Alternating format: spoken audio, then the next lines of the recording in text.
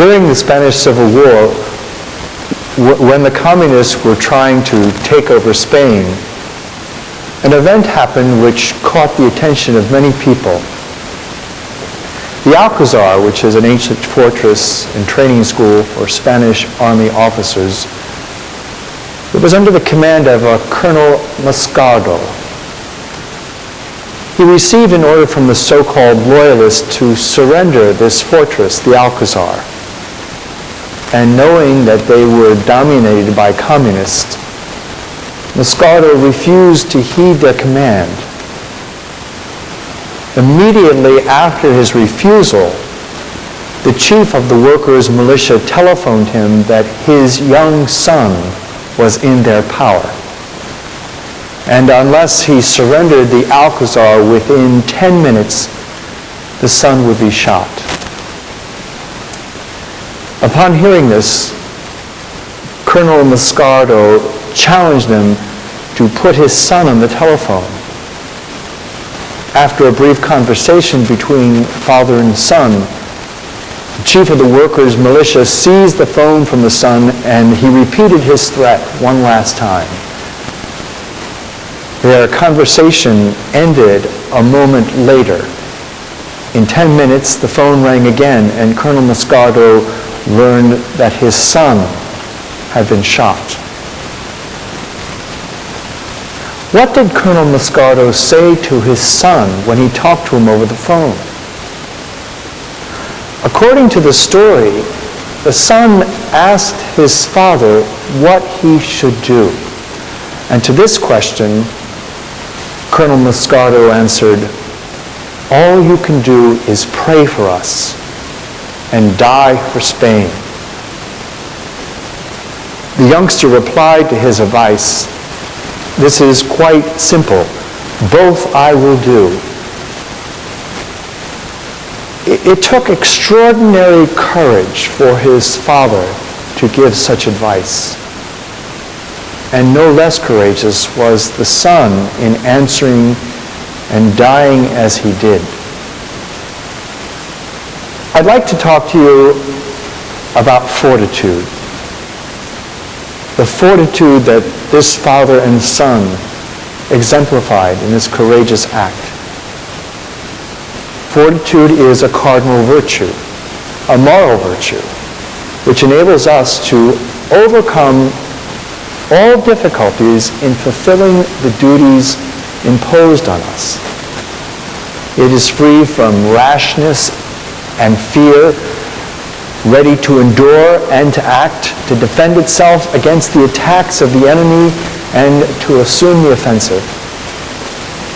It follows the straight line of the most sublime duty. It shines in all its glory when life is at stake, and therefore it is the special virtue of the martyrs. The virtue of fortitude has a special beauty in any one of us who is by nature weak. There is also a fortitude which is a gift of the Holy Spirit, which perfects the virtue of fortitude by imparting to our will an impulse, an energy that enables us to do great things joyfully and fearlessly despite all obstacles. Colonel Moscardo and his son seem to have the virtue and the gift of fortitude in a very high degree. The colonel had to make a difficult decision. If he surrendered to the workers' militia, he might have saved his son. But to have done so would be to betray his country, his church, and his honor as a soldier. Fortitude gave his will the energy to make the sacrifice, to make the decision to sacrifice his son for Spain and for the church. Since Mary is the Queen of Martyrs as well as the Queen of all the saints, we naturally expect to find her fortitude equal to her other virtues and gifts. As we have seen, it was on Calvary's hill that she displayed this gift of the Holy Spirit in a unique degree. No doubt her relatives and friends tried to persuade her not to follow her son up the hill and to be near him during those last 3 hours.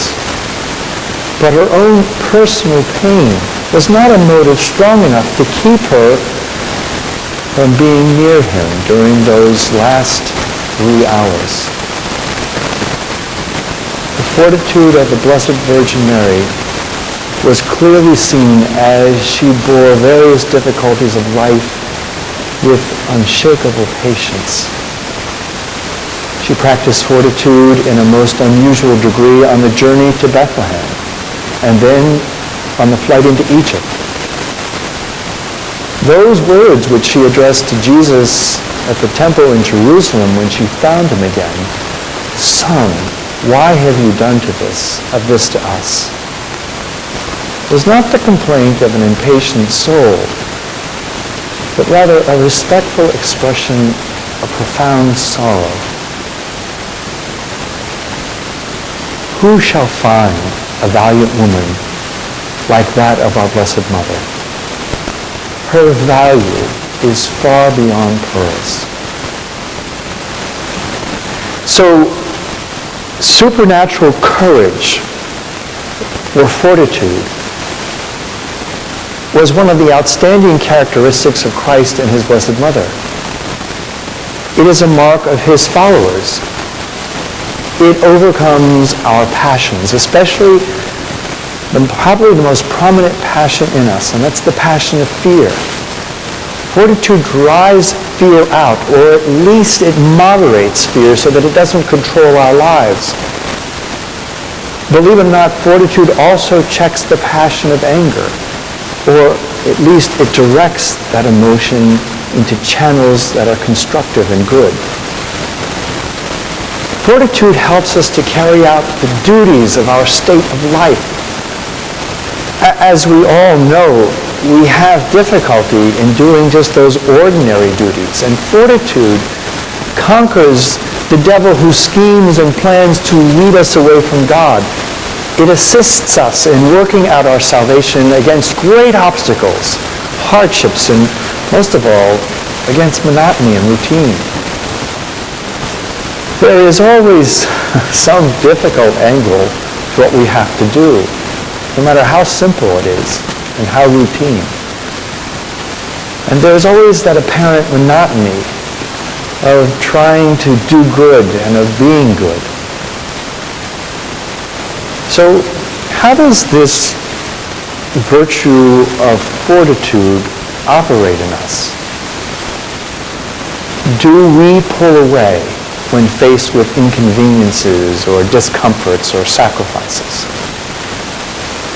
As a natural result of our dislike for pain and suffering, do we neglect duties, break commandments, or continually follow the line of least resistance? Remember, fortitude is that straight and narrow line to something that we know is our sublime duty.